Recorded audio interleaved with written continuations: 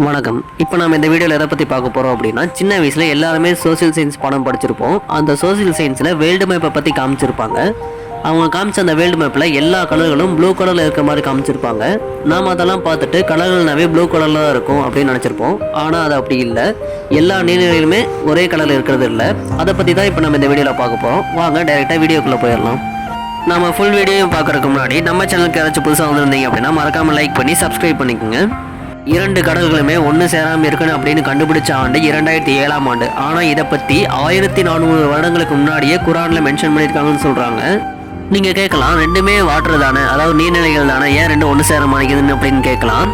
ஆனால் அது அப்படி கிடையாது. ஏன்னா பசிபிக் அண்ட் அட்லாண்டிக் ஓசனோட அடர்த்தி, அதாவது டென்சிட்டிங்கிறது வேறு மாதிரி இருக்கும். அது போக அதோட ரசாயன அமைப்பு வேறு மாதிரி இருக்கும்.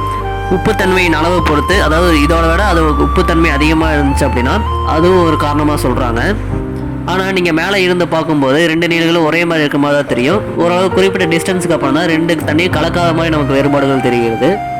பசிபிக் அண்ட் அட்லாண்டிக் ஓசன் ரெண்டுமே ஒன்று சேராமல் இருக்குது. இன்னொரு காரணம் என்னென்னா ஹாலோக்ளைன். இந்த ஹாலோக்ளைன் எப்படி உருவாகுது அப்படின்னா, ஒரு தண்ணீர் அல்லது ஒரு கடலோட உப்புத்தன்மை மற்றொரு கடல், அதாவது மற்றொரு நீர்நிலையை விட 5 மடங்கு உப்புத்தன்மை அதிகமாக இருக்கும்போது இந்த ஒரு ஹாலோக்ளைன் உருவாகுதுன்னு சொல்கிறாங்க.